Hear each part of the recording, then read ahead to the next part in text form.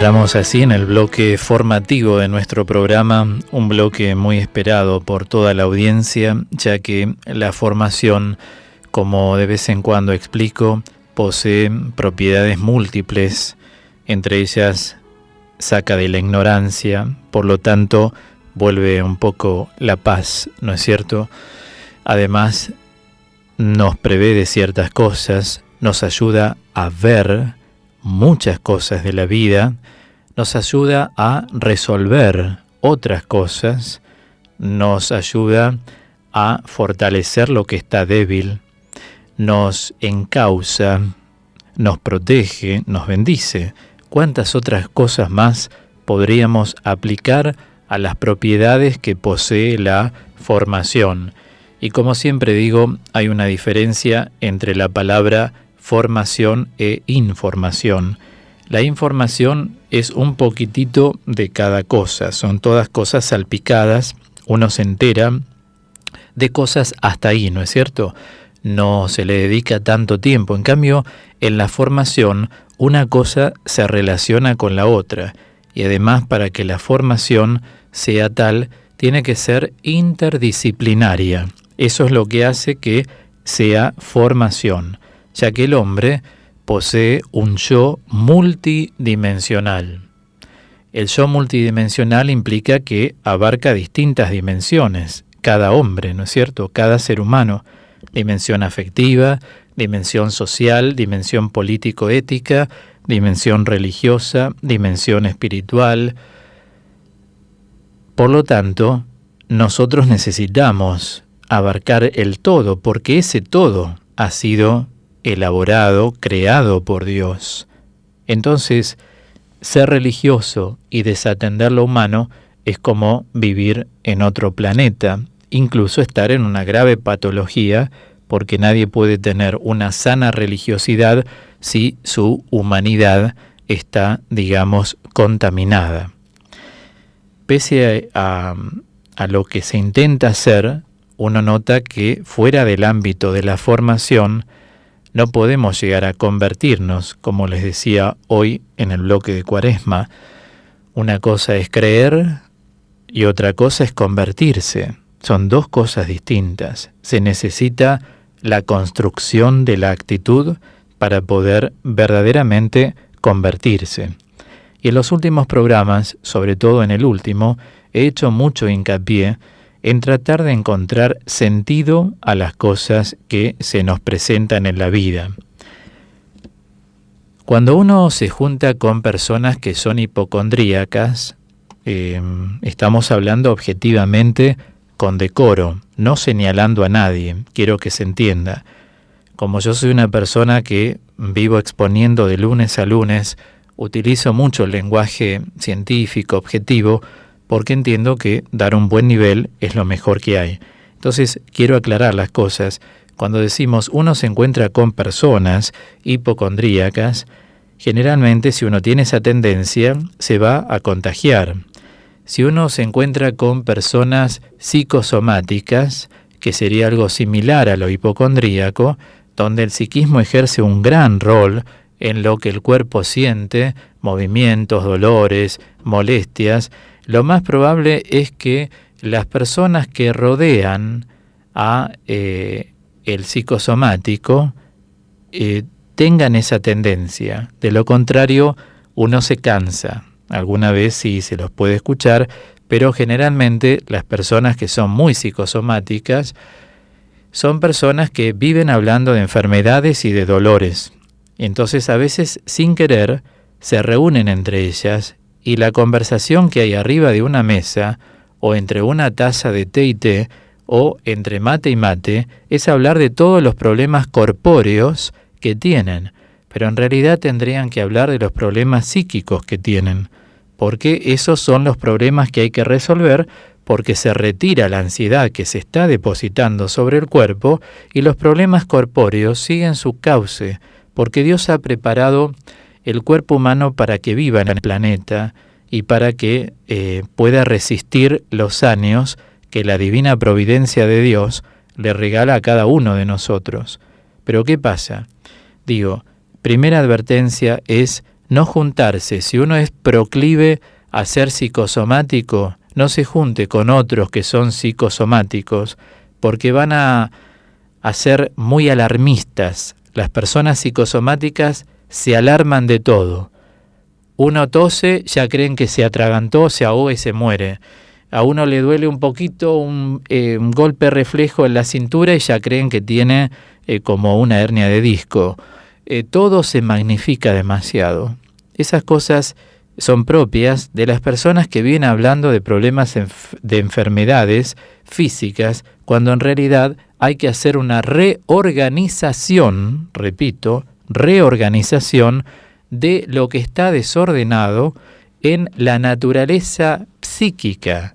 Cuando uno lo ordena, ya el resto se va acomodando. Por eso hay cosas que tienen que ver con ello. Cuando la gente va y se hace análisis, va y se hace estudios, y dicen, todos me dieron bien, no tengo nada. Claro, tenés como nada en el cuerpo, ¿no? Pero arriba, ¿cómo está la azotea, diríamos, ¿no? O sea, el agua a veces no llega bien al tanque, entonces ahí se producen algunas crisis entre la subida y la bajada. Exactamente, poniéndole un poquito de humor al tema para que cada uno se sonría y lo reciba bien de corazón, no reciba mal, porque seguramente que muchísima gente que me está escuchando hoy por la radio dice, bueno, yo soy un poco así, como está diciendo Claudio. Bueno, pero no lo tomen a mal, sino digan, qué bueno que me lo dicen porque a partir de esto me voy a corregir y mi vida va a mejorar, va a haber un cambio de vida. Bueno, por eso casi siempre hay que resolver los conflictos. Los conflictos están en la mente humana, Nosotros hemos echado una buena mirada a encontrarle sentido a cada cosa. Hablé del sentido semántico, del sentido télico, del sentido lógico o fundamentante y del sentido de motivación. Después de hablar de ello, hicimos un ejercicio con varias preguntas. Y hoy me gustaría entonces, después de haber hecho el ejercicio el domingo pasado, de entrar en algo que es primordial. Primero, darnos cuenta qué tendencia podemos estar teniendo nosotros, por ejemplo, al miedo. Si somos miedosos o no somos miedosos. Ustedes saben que los miedos son muy traicioneros en la vida y hay causas que están universal y científicamente ya descubiertas. Cuando les digo causas que están universal y científicamente descubiertas, quiere decir que no es algún caso que otro, sino que está ya aprobado científicamente por el hecho de que estas causas se comprueban en todas las personas a quienes se les genera un miedo.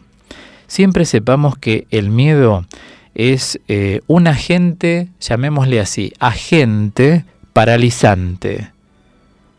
Va robando el entusiasmo de una persona, por lo tanto, la persona decae mucho en su ánimo y a su vez también la persona es incapaz de cumplir la tarea que tiene ante sí.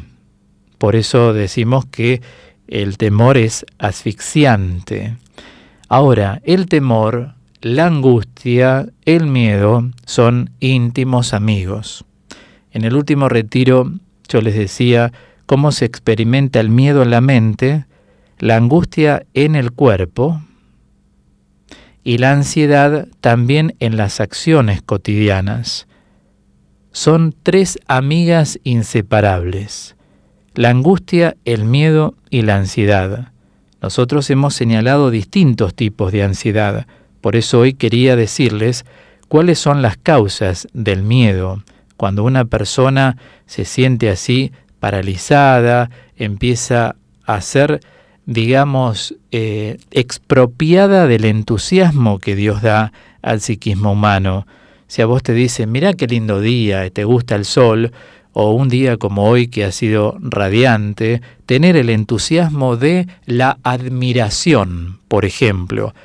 O sea, uno admira el día y no dejes que nadie te robe el entusiasmo de admirar el día. Aunque no puedas salir, seguí gozando de ese día. El miedo que hace te lo roba eso. Las tres causas que, a mi entender, como ayer comentaba en la asamblea de oración, no respecto de los miedos, sino respecto a la experiencia. Al ser una persona que pasé por una carrera muy intensa de estudio, uno ha leído y leo diariamente. Yo siempre tengo unos 35 libros de consulta en mi biblioteca, pero de la semana, 35 en la semana. Uno lee permanentemente a los autores porque cada vez quiero formarme más para formar más a los demás. Y pensando, les decía, en la experiencia, cómo la experiencia me ha ayudado a enseñar cosas, lo cual ha hecho que mucha gente pueda prevenir muchas otras cosas. La experiencia me enseña, por ejemplo, que una causa del miedo, y que luego la he leído en algún momento de mi vida, en mi formación, es una vida egocéntrica. Las personas que solamente piensan en sí mismas son miedosas. No lo aparentan, pero cuando llega el momento uno ve que no desafían, hacen un pasito al costado, se van para atrás, mandan a otros al frente, pero no salen al frente. En cambio, la gente que es generosa, solidaria, bondadosa, que mira al otro siempre con una imagen adulta, pero a su vez buena, sin criticar, sin meterse en la vida de la otra persona, bueno, es una persona que cuando tiene que desafiar, desafía. Y desafiar no es gritar, desafiar no es agarrar un arma. Ya sabemos que desafiar para nosotros es hacer frente a una situación.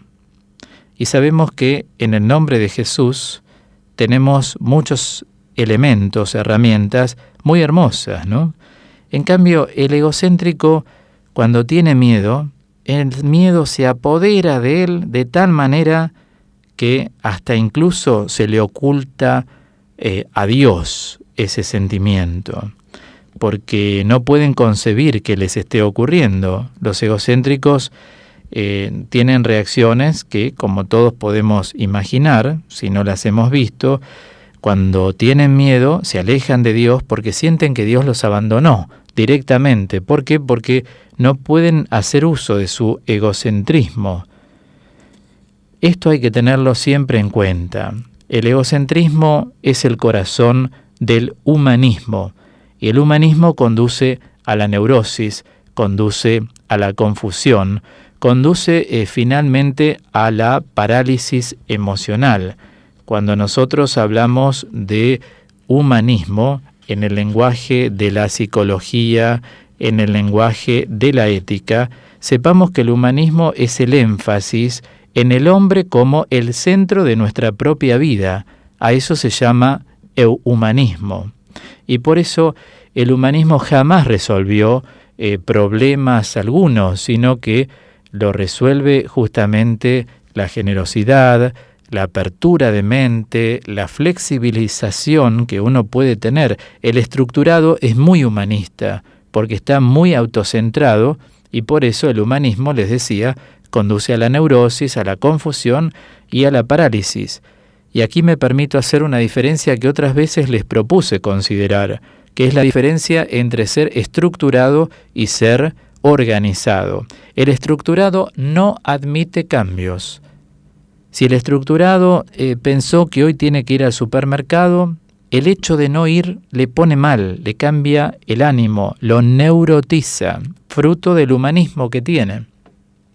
Humanismo no es humanidad, es muy humano como humanidad, humanismo, como todo ismo es un extremo, está marcando algo que no funciona bien, que es neurótico, que es patológico.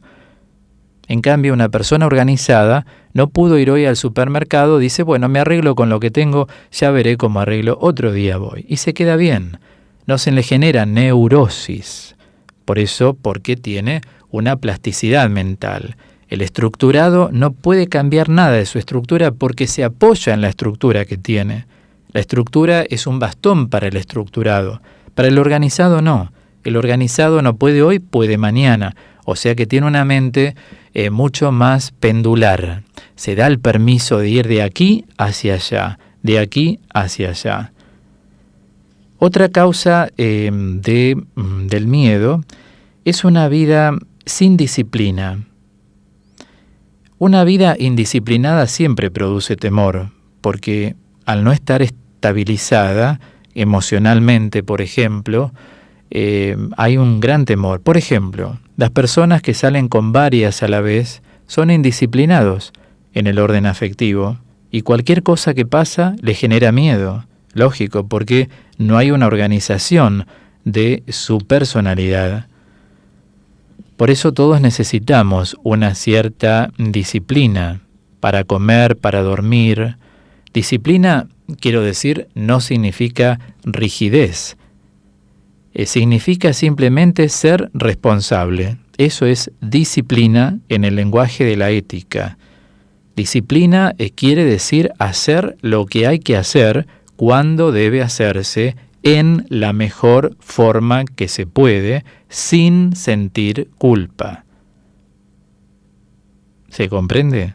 Hago estos espacios para que cada uno pueda acomodar esto que estoy diciendo. Vuelvo a decir, la disciplina quiere decir, decía, hacer, algo que quise esquematizar en mi mente, lo que hay que hacer.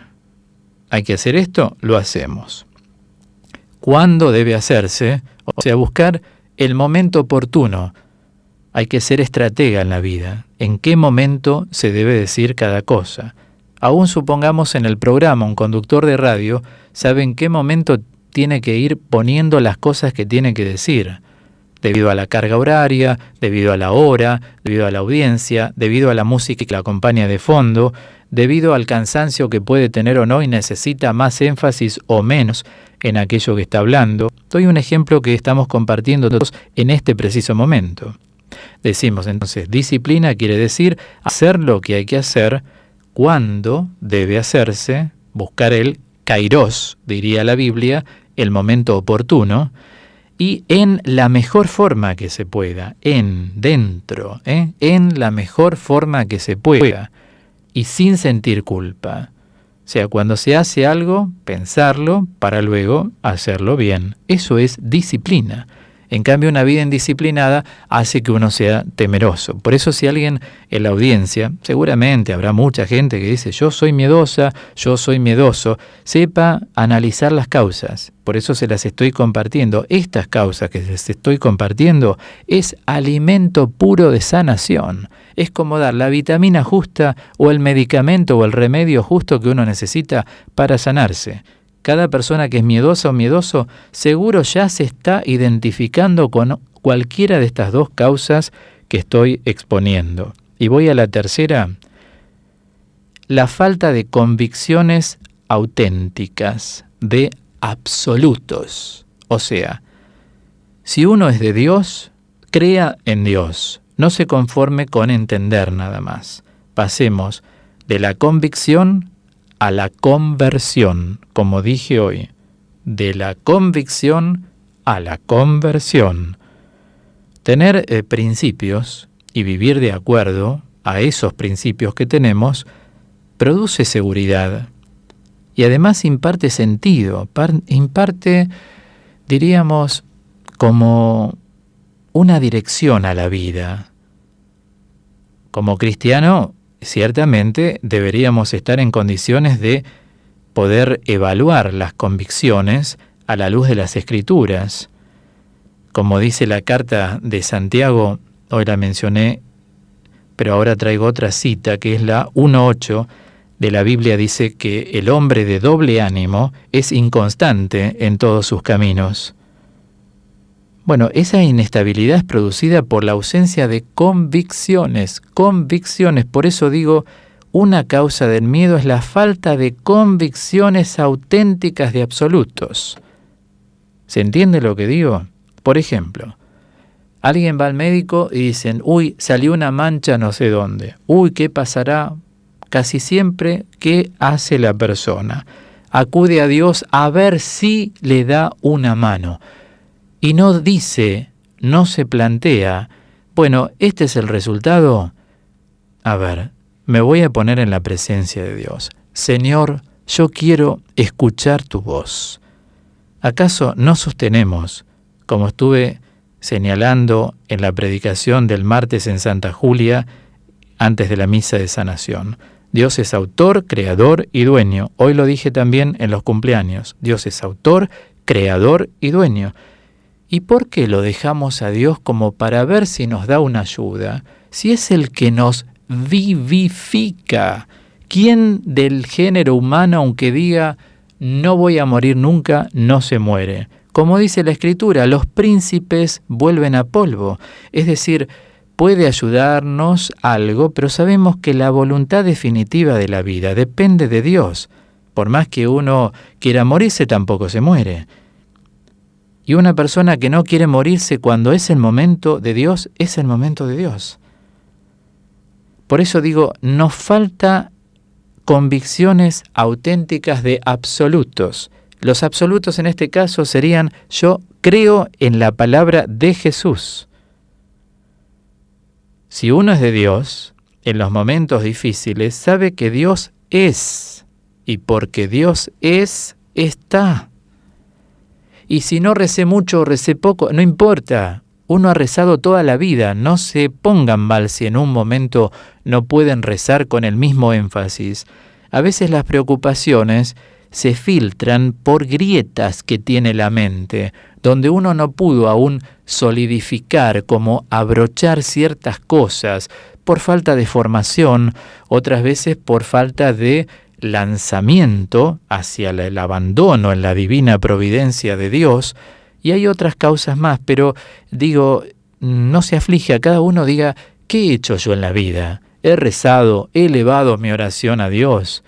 Por eso en un momento difícil o de crisis, o de tensión, de ansiedad, cada uno sea obediente a todo eso que rezó en la vida. Uno muchas veces, en términos simbólicos, juntó las manos para dirigirse a Dios, para alabarlo a Dios, para bendecirlo a Dios, para agradecerle a Dios, para pedirle, porque pedirle significa yo soy un necesitado.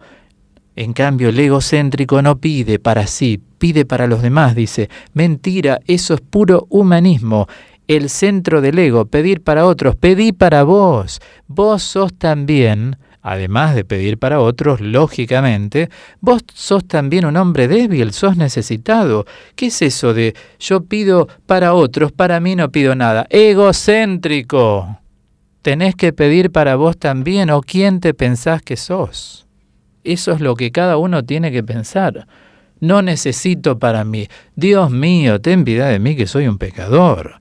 ¿Quién de nosotros no necesita para sí? Si somos naturaleza caída, somos proclives al desorden, somos hombres débiles, la naturaleza humana es débil. Por eso Pablo dice que él se goza de la fuerza de Dios, porque cuando es débil, entonces soy fuerte. Claro, exactamente. Hasta que uno no le presenta la debilidad a Dios, uno no experimenta la presencia fortalecedora de Dios. Entonces, digo, una vez más, tratemos de tener convicciones auténticas de absolutos.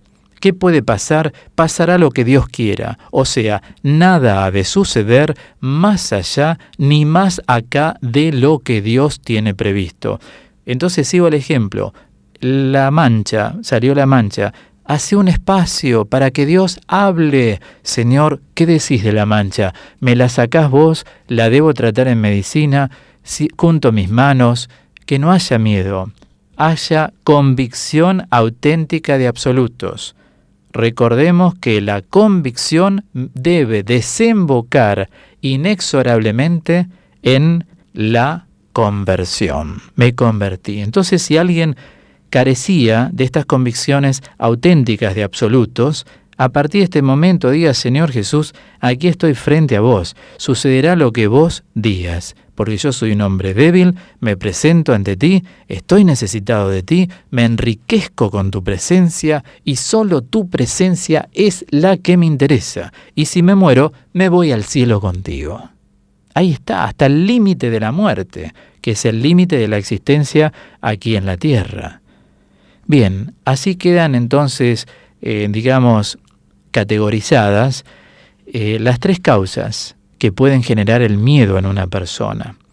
una vida egocéntrica, dijimos, también una vida sin disciplina y luego una vida con carencia de convicciones verdaderas en el poder de Dios que no conoce ningún fracaso.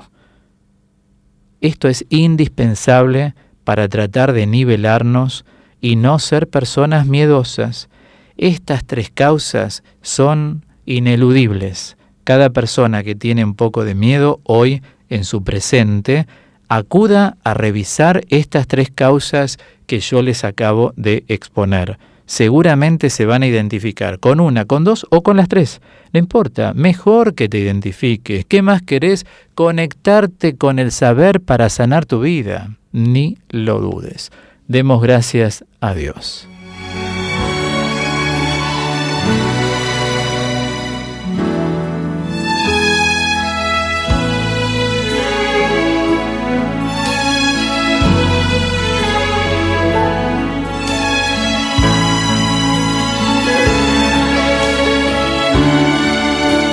Muy bien, vamos a cerrar este bloque de formación en nuestro ciclo a través de la voz de Michael Rodríguez con este tema tan bello, Frente a Dios, ante el cual deponemos nuestras actitudes egocéntricas o el humanismo que puede morar en nosotros. Por eso lo he elegido para este momento. Se denomina Ataré mis manos.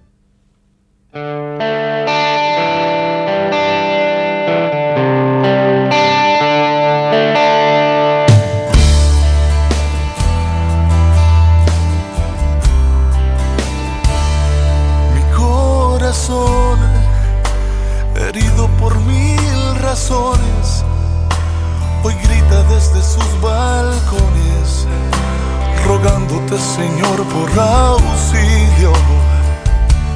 Como la mujer, aquella con el flujo de sangre, se acercó a ti y tú le sanaste. También quiero hoy tocar tus vestidos y a la casa de Jairo iré contigo. Doquiera que tú vayas desde hoy, será mi destino, porque ataré mis manos a tu manto para asegurarme de no soltarlo, porque sin ti la vida es vana, es como un día sin sol de mañana. Ataré mis manos a tu manto para asegurarme de no soltarlo, porque el estar sin tu amor un segundo no tiene sentido. Ataré mis manos a ti, divino Señor, y en el caminar veré cómo se disipan las tinieblas que se me aproximan. La victoria obtendré con tu ayuda y entenderé que cada vez que un Judas traicione, 72 horas más cerca, señores, estaré de una resurrección plena. Hoy deposito en tu aposento porque sé que en tu regazo estoy seguro. Hoy ataré mis manos a tu manto para asegurarme de no soltarlo, porque sin ti la vida es vana, es como un día sin sol de mañana. Ataré mis manos a tu manto para asegurarme de no soltarlo, porque el estar sin tu amor un segundo no tiene sentido. Ataré mis manos, Señor Jesús.